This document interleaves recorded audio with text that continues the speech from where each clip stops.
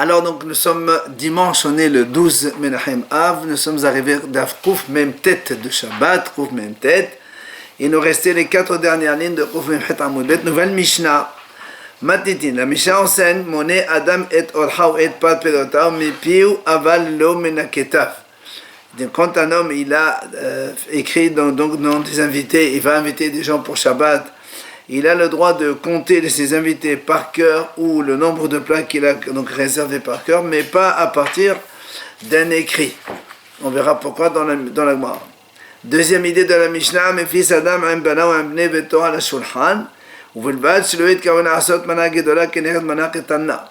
Il dit un homme il a le droit de faire un tirage au sort avec ses enfants, les membres de sa famille, pour la table, c'est-à-dire pour départager les plats, mais à condition qu'il n'y ait pas des gros plats et des petits plats. C'est-à-dire tous les plats sont à peu près égaux, et on fait un tirage sur qui prend lequel. Enfin, on matin halashin ala kodashim biyom tov aval alors al hamanot. Et donc la Mishnah nous dit qu'on a droit aussi de faire des tirages au sort sur les kodashim, sur les sacrifices, le jour de Yom Tov, mais pas sur les plats. Là aussi, la Gemara, on va donc expliquer tout ça. Alors on revient sur la première idée Gemara. Pourquoi on n'a pas le droit donc de compter les invités par écrit ou le nombre de plats qu'on a fait par écrit? Rabbi Rabbi dit parce qu'on craint que le monsieur qui invite, il a envie d'effacer le nom de quelqu'un et ça lui vient plus, il ne veut plus l'inviter, il va l'effacer. Abaye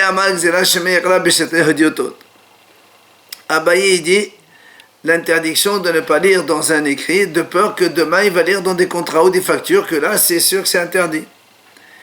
Alors on m'a dit, c'est quoi donc la différence entre les deux? De toute façon, tous les deux disent que c'est assourd, quelle que soit la raison. Alors il m'a dit, il y a des différences. Soit des khatav kotel ou medley. Imaginons, il a écrit la liste des invités sur le mur et c'est en hauteur, c'est-à-dire qu'il ne peut pas attraper pour effacer. Celui qui a dit donc de peur qu'il efface, il n'y a pas de crainte puisque c'est trop haut dans le mur, il ne peut pas monter. Par contre, mais l'autre Hacham qui a dit de peur qu'il lise dans d'autres contrats, il y a aussi la même crainte. Donc selon lui, c'est assourd. Alors il m'a dit, d'accord, tu m'as dit de celui qui a dit de crainte qu'il n'efface, mais là il ne peut pas effacer.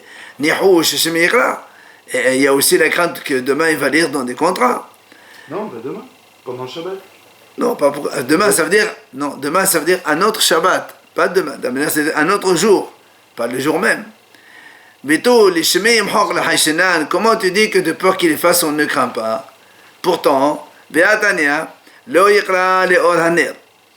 moi la Mishnah on a vu d'où on a dit un homme il n'a pas le droit de lire à la lumière d'une veilleuse Shabbat. Et Amad Rabba il a dit Afilo gavoa shete komot, afilo gavoa shete mardeot, afilo asara batim gavze lo yikra.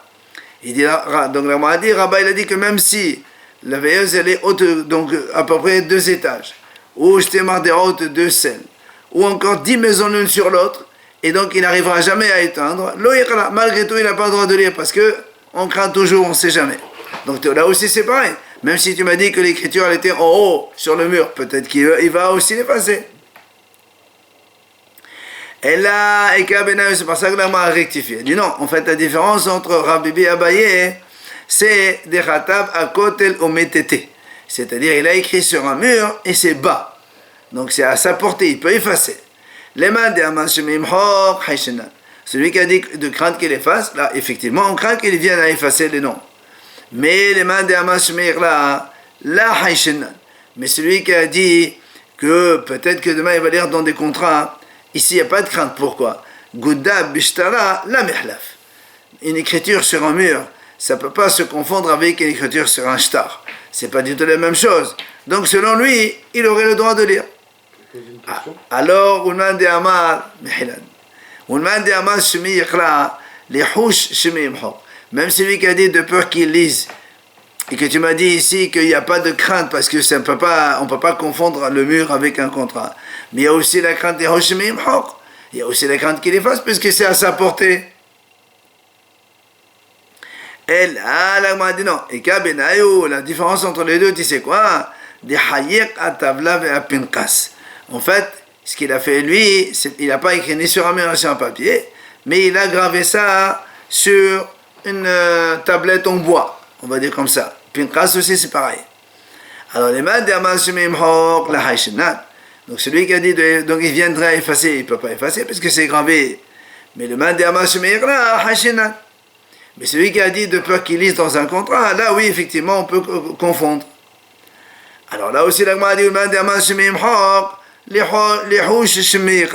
celui qui a dit donc de crainte qu'il efface, et là il n'y a pas effacé puisque donc c'est gravé. Pourquoi tu ne crains pas peut-être qu'il viendrait à lire dans un shtar? Tu vas me dire non. Peut-être que la tablette en bois et un shtar en papier ou en parchemin à l'époque, on ne peut pas confondre, c'est complètement différent. Il dit non, tu ne peux pas dire ça. Pourquoi? Parce que il y a une braïta qui dit Moné Adam, un homme, il a le droit de compter Kama mebifnim vechama mebahut. C'est-à-dire combien d'invités il va mettre dehors et combien d'invités il va mettre dedans. Vechama manot aded et combien de plats il va mettre, donc il va leur servir. D'où il peut lire ça? Miketav sha'al gabe hakot, d'un écrit qui est écrit sur le mur. Aval, lo miketav sha'al gabe tabla pinchas. Et la Braïta a dit, on n'a pas le droit de lire d'une écriture qui est écrite sur une tablette en bois. Alors la Braïta a dit, de quoi on parle ici? Si tu me dis que sur les tablettes c'est aussi écrit à l'encre comme sur le mur, c'est quoi la différence entre sur le mur ou sur les tablettes? C'est la même chose, pourquoi dans le mur on a droit et la tablette non? Et la lave des haïr, n'est-ce pas qu'on parle en fait que c'est gravé sur le mur ou sur le bois? Et pourtant, et on nous a dit quand même, donc quand c'est gravé sur le mur, c'est moutab. Donc tu vois bien que sur un écrit gravé sur les tablettes en bois, la Braïta a dit non. Donc tu vois bien que on risque pour le mur, on risque pas de confondre avec le parchemin, mais la tablette en bois, on risque de confondre avec le parchemin, et donc il y a la crainte de lire dans un shtar. Et là, c'est pour ça que l'Agma revient sur la première idée qu'on a ramenée. En vérité, on revient. Il a écrit donc sur un mur et que c'est en hauteur. Maintenant, tu vas m'objecter comme on a objecté là-haut, puisque Rabat il a dit même une lumière qui est donc à une hauteur de 2 ou 10 maisons, on n'a pas le droit de lire à cette lumière de peur d'éteindre donc le Shabbat. Et là aussi donc, on dirait que même si c'était sur un mur qui est haut, on devrait craindre de peur qu'il l'efface. Alors il répond à la Gemara, des Rabat Tanaïhi. En fait, ce qu'il a dit Rabat, c'est une mahlok des Tanaïm, des Tania. Il nous ramène la Gemara à cette braïta justement. Moné Adam et Orha et Palpelotao Mipiu. Aval lo minakitav. Donc un homme, il a le droit, donc, de Tanakama il dit, un homme, il a le droit de compter ses invités ou ses plats, Mipiu, donc par cœur, donc Aval lo minakitav, mais pas à travers d'une écriture. Rabbi Aha matir mikitav sha'al gabe hakotel. Rabbi Aha, lui, il autorise quand c'est écrit sur un mur. Et là aussi on dit, Hechidami, comment c'est écrit sur le mur? Et les maderti metata. Si tu me dis que c'est écrit en bas, les hoshmim hor, tu crains parce qu'il va effacer, et c'est à sa portée, il peut très bien effacer. Et là, là, vous m'aidez. N'est-ce pas qu'on parle bien que c'est écrit sur un mur, mais que c'est en hauteur, et malgré tout, il y a mahloket entre les deux Tanaïm. Et donc, je m'amène de là-bas, Tanaïm, je m'amène. Et là, il m'a dit effectivement, tu as raison, c'est une mahloket de Tanaïm. Et là, on a dit, cette mahlok qu'on voit ici, on la voit d'ailleurs dans un autre endroit. Lequel? La Gemara ramène cette braïta d'Etania. En ro'in b'mar'a b'shabbat. Rabbi Meir matir b'mar'a haqvoa b'kotel. Alors on a dit, la braïta ramène ici mahloket. Donc, on n'a pas le droit de se regarder dans un miroir, dans une glace, donc le jour du Shabbat. Donc on a le droit le jour de la semaine. Alors il dit pourquoi? Hachamim disent parce qu'on craint que quand on va se voir sur une glace, on voit par exemple des mèches qui partent à droite à gauche et on risque de les couper le jour du Shabbat. C'est pour ça que Tanakama dit on n'a pas le droit. Rabbi Meir matir. Lui, Rabbi Meir dit, c'est mutar. Quand? Seulement malak avoir bakotel. Uniquement quand elle est, donc la glace elle est fixée sur le mur. Il dit là, pourquoi? Maïchena avoir bakotel. Pourquoi celle qui est fixée sur le mur? On a dit parce que des adari metkar. Parce que si, tu vas me dire quoi? Quand elle est fixée sur le mur, le temps qu'il aille chercher des ciseaux pour se couper ses mèches qui dépassent un truc comme ça, il va se rappeler quand même c'est Shabbat. Alors là, on m'a dit, on m'a dit, mais alors dans ce cas-là, même si la glace elle n'est pas fixée, le temps qu'il aille chercher, il va aussi se rappeler, c'est la même chose. Alors là, on m'a dit non. Il dit, en fait, on parle ici d'un miroir donc en métal. Et alors, et comme il a dit Rav Nachman au nom de Rabba Badavou, qu'est-ce qu'il a dit? Rav Nachman amar Rabba Badavou, מפני מאמנו מראה של מתכת אסורה, מפני שאדם עשוי להשאיר בה ממנו המדולדלים. Il dit en fait, comme le miroir il est en métal, donc sur les bords il est un peu pointu, en fait quand il va se regarder, il va voir quelque chose qui dépasse, il prend carrément le bord du miroir, il se coupe avec. C'est pour ça quand c'est dans les mains, il risque, mais quand le miroir il est fixé sur le mur, là il n'y a pas de risque, c'est motard.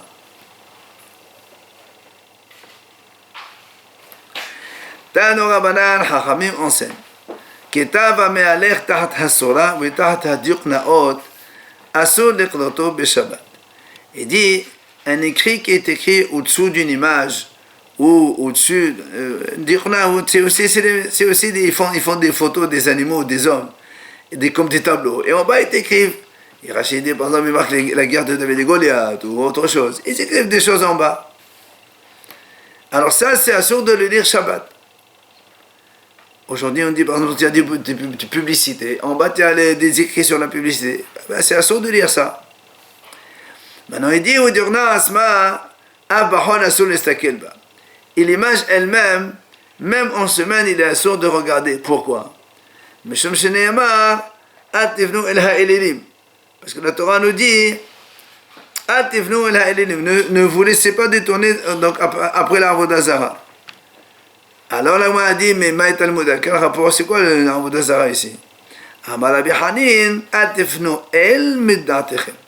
Quand tu t'intéresses à autre chose, tu oublies Hachem de ton esprit. Et ça, il ne faut pas. C'est pour ça que même en semaine, on ne regarde pas ce genre de choses. Même quand on étudie, des fois, on dit. Mes fils, Adam, on a vu dans la Mishnah une autre idée. Un homme, il a le droit de faire un tirage au sort avec sa famille pour les plats qu'il va manger à table. Alors, on m'a dit, si la Mishnah précise avec les membres de sa famille, ça veut dire seulement avec les membres de sa famille et c'est motard, mais pas avec des étrangers. Alors, on m'a dit, quelle est la raison? Pourquoi on ne fait pas un tirage au sort? Il dit, c'est comme il a répondu Rav Yehuda au nom de Shmuel. Qu'est-ce qu'il a dit?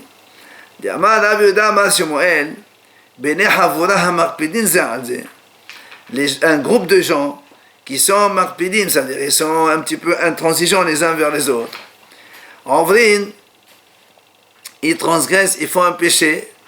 Shabbat Yom Tov, si ils se partagent des choses, ou s'ils se prennent des choses, ils transgressent Mishum Mida, ou Mishum Mishkal, ou Mishum Minyan, ou Mishum Lovenu For'in Beyom Tov. Et il continue, c'est-à-dire, quand un homme, il va prêter Shabbat à un autre, alors comme il est intransigeant, il ne pardonne pas, il va mesurer, ou bien il va peser, ou bien il va compter, ou bien il va donc prêter, et donc tout cela, il va risquer d'écrire. Tout cela, c'est des gens qui sont intransigeants les uns vers l'autre.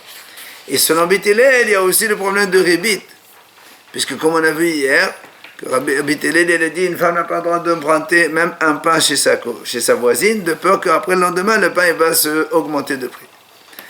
Donc c'est pour cette raison que la Mishnah elle a dit avec les membres de sa famille oui, mais avec les autres non.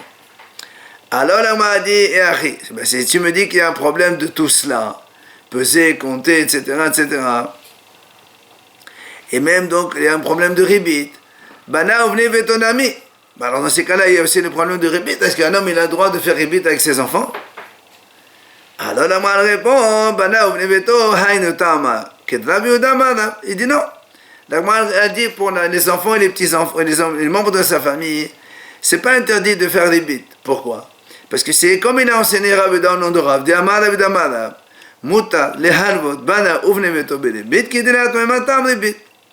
Il dit, Rabbi dans le nom de Rav, un homme il a le droit de prêter avec intérêt à ses enfants ou aux membres de sa famille. Pourquoi? Pour le faire goûter justement la gravité du rébit, parce que le rébit c'est très difficile, tu prends ton intérêt, les gens ils vont commencer à payer les intérêts, etc. Tu peux l'éduquer? Hein? Non. Ça peut l'éduquer. Et justement, lui il dit, on a le droit de faire ça, mais la halakha dit que c'est non. On n'a pas le droit d'éduquer en faisant un péché. Non mais, là s'il peut donner le goût à ses enfants de faire du rébit. Non, justement, c'est assourd. C'est pour ça que l'Agma a dit, donc ici, pourquoi la Mishnah a dit qu'on a le droit de faire? Parce que la Mishnah, c'est comme Ravuda au nom de Rav, il a dit qu'on a le droit de faire. Alors l'Agma a dit, alors pourquoi dans la Mishnah on a dit, à condition que tous les plats ils sont pareils? Mais pas quand il y a un plat qui est beaucoup plus volumineux que l'autre. Imagine, il y a un gros plat, et l'autre il est petit. Bah, si tu me dis qu'il n'y a pas de rébit avec les enfants, alors tu peux faire un grand plat et un petit plat aussi. Alors là, m'a dit, tu as raison, mais c'est vrai, on a le droit de faire ça aussi. Mais alors, pourtant, dans la Mishnah, c'est parce qu'il y a marqué. Alors, elle m'a dit, en fait, il manque dans la Mishnah. Et voilà comment il faut lire. Mes fils Adam, là, un homme, donc, il a le droit de faire un tirage au sort avec ses enfants ou les membres de sa famille à table. Et voilà ce qu'il faut ajouter.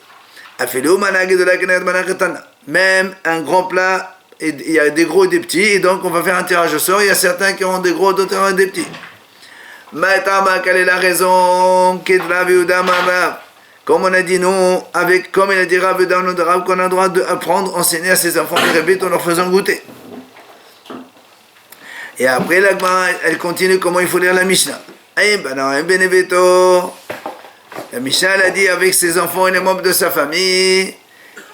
Oui, il y a seulement avec eux qu'on a le droit. Mais avec d'autres, on n'a pas le droit.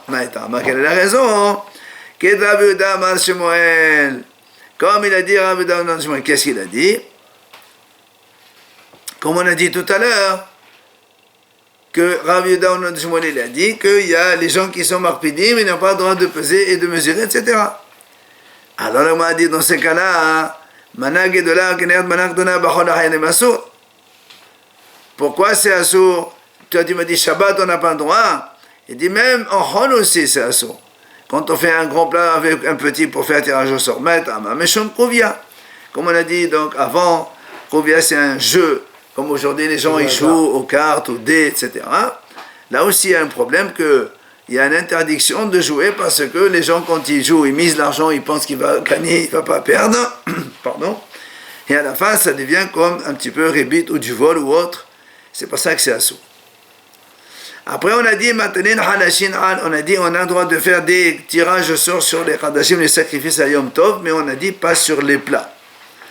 Alors, on m'a dit, qu'est-ce que ça veut dire? Quand on est dans, donc tu dis, on fait des tirages au sort sur les sacrifices. Alors, c'est quoi pas sur les plats? Amar Rabbi Yaakov, il a dit, Rabbi Yaakov, le fils de la fille de Yaakov, Aval al-manot, c'est le hol beyom tov. Il dit en fait, ici on parle donc des manot, ça veut dire des plats qui ont des sacrifices de la veille de Yom Tov et qu'on n'a pas encore eu le temps de partager. Tu ne peux pas venir à Yom Tov même faire un tirage au sort pour les départager. Alors on m'a dit pshita, c'est évident. Pourquoi c'est évident? Puisque quand ce qui a été fait en hol, tu n'as pas le droit de faire un tirage au sort Yom Tov. Alors on a dit non. Maudit et major, il peut dire que c'est moutard de faire Yom Tov. Pourquoi? Parce que c'est marqué dans le pasuk, il dit, le pasuk dit, ton peuple il est Kemedivé Kohen. C'est-à-dire, ce sont des gens qui se disputent comme les Kohanim. Ça veut dire que tu vois que les Kohanim, ils sont très intransigeants. Alors, j'aurais dit, j'aurais dit peut-être que si on n'a pas eu le temps de partager les sacrifices pendant la veille de Yom Tov, on aurait pu le faire aussi à Yom Tov pour éviter les histoires, les disputes entre les Kohanim. J'aurais pu penser cela. Kamash Malan. Donc c'est pour ça qu'on nous a appris dans la Mishnah que non, même si, c'est ça qu'a dit le Alamanot, si on a fait la Shrita et donc le Korban la veille de Yom Tov, on rôle, à Yom Tov, on n'a pas le droit de faire tirage au sort. Ouais, pour les disputes, c'est ça. Hein? Ouais. Pour éviter les disputes. Et comme on a donc mentionné Rabbi Yaakov, le fils de la fille de Yaakov, on nous amène ici un autre enseignement qu'il a dit. Kol shehavero ne'enash al yado, en machnisin oto b'mchisato shel HaKadosh Baruch Hu. Il dit, tout celui dont un autre, il est puni à cause de lui, eh bien, on ne le fait pas entrer dans on va dire, le périmètre ou la circonférence de Hachem. C'est-à-dire, si quelqu'un, il provoque que l'autre, il soit puni à cause de lui, eh bien, lui-même, il ne fera pas partie de la mchitza, de l'entourage d'Hachem Barach. Mais Nala m'a dit d'où tu apprends cela. Il dit, Elema Mishum Dirtiv, si tu me dis, on apprend ça de cette histoire-là. Le pasuk qui dit dans le Navi là-bas c'est marqué Vayomar Adonai mi fatet avial mi pol ben amod ginad. Hachem, là-bas c'était l'histoire de Ahav qui devait aller se battre contre les Philistines. Et Ahav, il a amené vous savez à l'époque il y avait les prophètes faux, là, les idolâtres. Et il leur disait, est-ce que je vais gagner la guerre, oui ou non? Et on lui disait, il ne faut pas y aller. Alors Hachem, il voulait qu'il aille pour qu'il meure, justement. Et alors il demandait au ciel, qui c'est qui... Hachem, il voulait. Ouais, c'était 100 ans. C'était 100 ans. Alors, et chacun il dit, moi, c'est moi, c'est moi. Il est venu un esprit. Il est venu devant Hachem. Il lui a dit, il dit, c'est moi qui vais le séduire. Je vais le pousser à y aller. Je vais lui dire, je vais dire, donc, comme ça, je vais faire un mensonge. Je lui dis, vas-y, tu vas gagner la guerre. En fait, il va y aller, il va mourir. Alors Hachem lui a dit, et Hachem dit, tu peux y aller et tu vas pouvoir réussir dans ta mission. Et la Gemara dit, là-bas on dit, c'est qui cet esprit? Maïrouah, c'est qui cet esprit? Amar Rabbi Yochanan, c'est Ruchosh Navot. C'est l'esprit de Navot. Navot, c'est ce monsieur-là qui avait un vignoble à côté, voisin du parc du roi Ahav. Et que Ahav voulait s'accaparer le vignoble. Et comme Navot ne voulait pas le lui vendre, il a dit, c'est un héritage familial, je ne peux pas le vendre. Et bien, Ahav, il était triste. Il est rentré chez lui et sa femme, Isabelle, elle a vu qu'il était triste, elle a dit, qu'est-ce qui est arrivé? Il lui a raconté, elle dit, t'occupe, je m'occupe de ça. Qu'est-ce qu'elle a fait? Elle a alloué 2 témoins des faux, qui ont témoigné comme quoi ce monsieur Navot, il a blasphémé le nom d'Hachem, et il a été lapidé, et du coup, les biens de ce monsieur, Ahav, il les a pris comme ça, tout seul. Il n'y avait pas d'héritier de... Non, tous ceux qui sont tués par le Beddin, en plus, il y avait là-bas, ils ont accusé de... contre le roi. Lèse-majesté. Voilà, un lèse-majesté. Complot. Et voilà, et celui qui fait ça, c'est bien, ils vont au roi. Donc du coup, il a tout pris. Alors c'est pour ça que Navot, il est venu dire, moi je vais aller lui dire, qu'il lui va se venger. Je vais lui dire que tu vas gagner la guerre, et il va y aller, et il va mourir. Au Maïtse, alors pourquoi Hachem, quand il lui a répondu, il a dit, sors et fais cela. C'est quoi sors? Sors de mon entourage. Donc tu vois bien ici la preuve, que quand un homme il provoque la sanction d'un autre, comme celui-là il a provoqué la sanction de Ahav, Hachem lui dit, tu sors de chez moi. C'est ce qu'il a dit dans l'enseignement que Rabbi Yaakov, le fils de la fille de Yaakov. Alors là, on a dit, peut-être que non, c'est pas ça la raison. Là-bas, Hatam Hainotama, tu sais pourquoi Hachem il a dit, tu sors, Dirtiv, Dovel Shekarim, Loïkon. C'est marqué le passage, Dovel Shekarim, Loïkon, Hachem a dit, celui qui dit des mensonges, il reste pas devant moi. Donc c'est peut-être pour cette raison qu'Hachem l'a renvoyé. C'est pas parce qu'il a provoqué la sanction de quelqu'un d'autre. Donc c'est pas une preuve. Elle a meacha. L'Agma dit c'est vrai. Alors je vais amener une autre preuve. En parlant de Nebuchadnezzar, le passage il dit Savata kalon mikavot shete gam ata ve'alel vegomer. La Gemara dit à propos de Nebuchadnezzar, il s'est marqué là-bas, Nebuchadnezzar, le rachat, qu'est-ce qu'il faisait? Comme il était dominateur du monde entier, tous les rois des États qu'il dominait, il allait avec eux. Comment Il faisait relation avec eux. Les hommes. Ouais. Et comment il faisait? Il faisait un tirage au sort, chaque fois un. Et, C'est qui Nabucodonosor? ouais. Et comme Tzidkiyahu, c'était le roi d'Israël, et un jour c'est arrivé son tour. Faut se battre. Hein. Alors il lui dira, le Navi il dit là-bas, ça va ta kalon mekavod. Ça veut dire, Nebuchadnezzar, tu t'es rassasié plus du mépris que d'honneur. C'est Nebuchadnezzar. Après, il m'a dit, Gam atave'arel, toi aussi, et le Harel, c'est qui? La Gemara dit, c'est Sitria. Ça, c'est le roi Sitria. Alors, il m'a dit, pourquoi tu dis ça? Premièrement, tout le pasouk, il parle de Nebuchadnezzar, il ne parle pas de Tzidkiya. Tzidkiya Sadiqa, qu'est-ce que tu veux qu'il fasse? Tzidkiya, c'est un sadique, si le roi il l'oblige, qu'est-ce que tu veux qu'il fasse? Il a dit,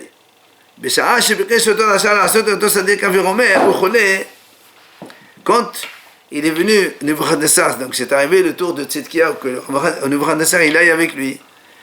Là-bas, on va le voir dans la Gemara à la suite. La Gemara va dire que son organe, il s'est rallongé de 300 coudées, c'est-à-dire 150 mètres. L'organe de Nebuchadnezzar. Et comme ça, tout le monde a vu comment il avait ce mépris. Donc Nebuchadnezzar, il a eu ce mépris.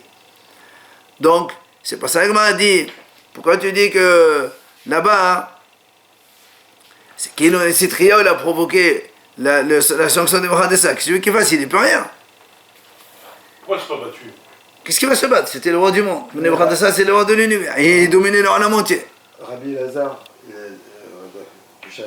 a dit que tout est à Louis Baroche dans l'organe. Donc c'est normal, lui il était excité. Non? Oui, mais ça c'est, en fait, c'est la sanction qu'Hachem lui a fait. Jusqu'à 300. Hachem lui a fait ça pour que justement il soit méprisé. Qui est méprisé? Nabucodonosor? Bah oui, quand il a un organe qui fait 150 mètres. Et il sortait de son pantalon, tout le monde voyait. Devant tout le monde, il fait ça? Bah oui. Non, mais ça c'est que. Devant les rois. Ouais. Non, mais en plus que pour Tzidkiyahu, peut-être que pour les autres. Non, mais il dit Sachamim, on va le voir. On va voir dans la Gemara comment tout le monde l'a vu. Elle la meacha. La Gemara dit non. On apprend ça dans notre pasuk. C'est marqué dans le pasuk Gam Anosh la Sadir Lotov. Celui qui sanctionne, enfin, pour un sadique, s'il sanctionne, Lotov, c'est pas bon. Alors on dit In Lotov. Et là, si tu dis que c'est pas bon, c'est que c'est mauvais. Urtiv, et c'est marqué qu'il a el hafez resha, ata lo yirulchana. Toi, Hachem, tu n'aimes pas le mal, lo yirulchana, et le mal ne peut pas habiter à côté de toi. Et là, on a dit, Sadiq ata Adonai, Hachem, tu es un sadiq, velo yirul bimcholchana, c'est ce qu'on a dit maintenant. Alors on a dit, ma mashma de hadashim leshana de foraou. Parce que nous on a dit dans la Mishnah, on ne fait pas des halashim. On a dit que halashim c'est un tirage au sort. Qui t'a dit que le mot halashim c'est un langage de tirage au sort? Il dit voilà, l'irtiv, toujours à propos de Nebuchadnezzar. C'est marqué là-bas, Ech nafalta mishamayim Hillel ben Shahar. Comment tu es tombé du ciel, Hillel ben Shahar, en faisant allusion à Nebuchadnezzar lui-même. C'est qui Hillel ben Shahar? En fait, c'est une étoile dans le ciel qui s'appelle comme ça, mais ça fait allusion à Nebuchadnezzar. Mais celui-là, Nabucodonosor, il n'allait pas étudier en cachette? Non, ça c'est Antoninus.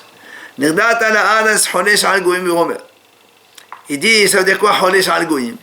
Amar araba balavuna. Le mot holesh, ça veut dire faire un tirage au sort. Comment? Melamed. Il dit, shaya matel pour donner mon chut.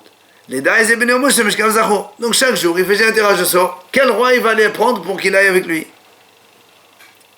C'est Rachajurosh, il prenait des femmes.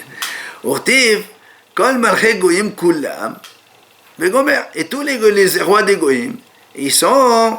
Donc, après le passage il dit, là-bas il y a marqué Charvou Bechavot, à la mort de Nebuchadnezzar, ils étaient tous contents, honorés. Il dit pourquoi?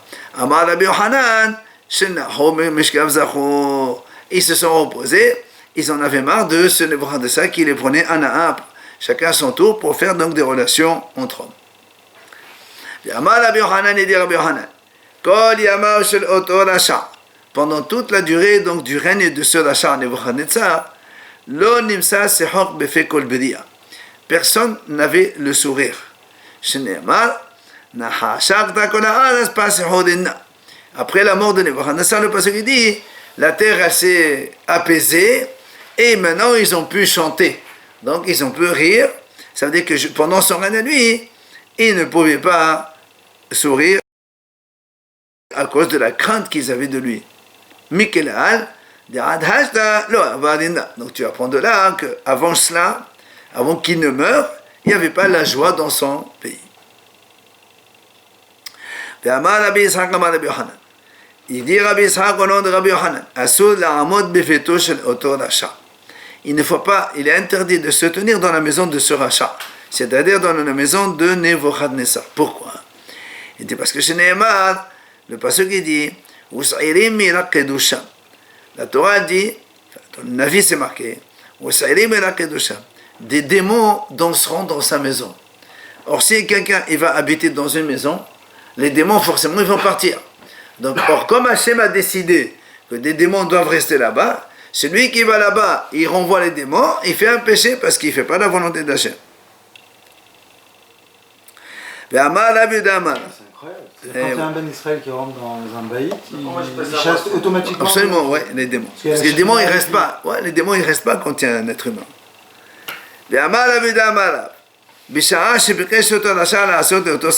Ce qu'on a dit tout à l'heure, quand ce rachat Nebuchadnezzar il voulait donc faire la relation avec Tzidkiyahu, car comme ça, donc le faire des relations entre hommes, sa Brit Mila, donc son organe il s'est rallongé de donc 150 mètres. Tu vois, et il y avait tous les rois qui étaient autour de lui, et tout le monde a vu. Et lui, chez Nehemar, c'est pour ça que le Benavi dit Savata kalon mikavod, tu t'es rassasié plus de mépris que d'honneur. C'était Gamata ve'harel, et marqué toi aussi et le harel, et parce que le Gemara dit harel, valeur numérique égale 300 have, 300 amas comme on a dit nous. Il dira quand il est mort, Nebuchadnezzar il est allé en enfer, évidemment.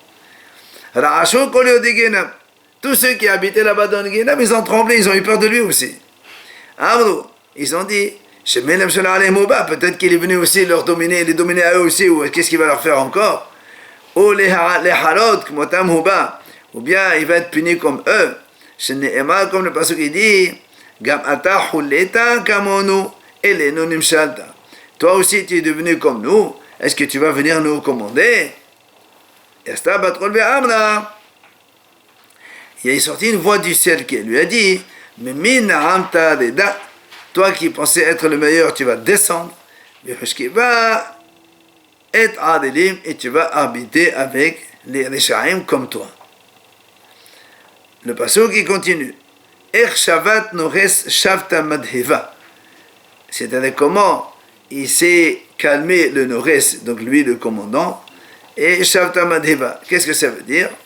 Amar Abuda Amarav, Shavta Umazo, c'est-à-dire Bavel, c'est elle qui s'est apaisée avec la mort de Nebuchadnezzar. Chez Amra Medodu Have, c'est elle qui disait compte l'or et amen. Mais Kade Amre, chez Amra Meod Meod Hevi Belomida. Il dit énormément, il a amené sans mesure l'argent et l'or. Nebuchadnezzar, il a amené tout ça. Enfin, le passage qui se termine, il dit ça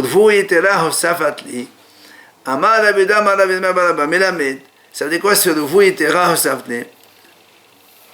il dit que, vous savez que Nebuchadnezzar, au début, il a fait tzedaka avec les Bnei Israël, et Hachem il a donc laissé son règne. Parce que quand il a détruit le Beth Amikdash, il voulait se faire pardonner. Daniel lui a dit si tu veux te faire pardonner la faute, tu donnes tzedaka aux pauvres. Il a donné ça pendant quelques temps. Après, il a décidé d'arrêter. Là, Hachem l'a transformé en animal. Il a vécu avec les animaux pendant quelques temps. Alors après, il est redevenu ce qu'il est redevenu. Il dit Chachamim, quand à la fin, le passage qui dit comme ça, après qu'il a été avec les animaux, il est revenu donc roi comme il était avant. Hachem lui a donné la force qu'il a pris un serpent. Il est monté sur un lion, il a marqué Ali Zacha, oui. Et comme les rênes pour l'attacher, il a fait attacher avec un serpent, pour montrer à tel point il dominait même les animaux les plus sauvages. Mais c'est ça, vous il était là au Safat. Quand ça il est descendu au Guéinam? Non, ça c'est avant, on rappelle dans l'histoire de sa vie. Dans son vivant. C'est ce que dit le Passouk. Il dit, les Chayem Hashenemar, Veramid Hayata Sede Natat Elo Le'ovdo. C'est-à-dire que le Passouk dit que Nebuchadnezzar Hashem il a donné la possibilité de dominer même les animaux sauvages. Et c'est comme ça qu'il est monté sur un lion et il l'a conduit avec un serpent dans les mains. Ouais, ben,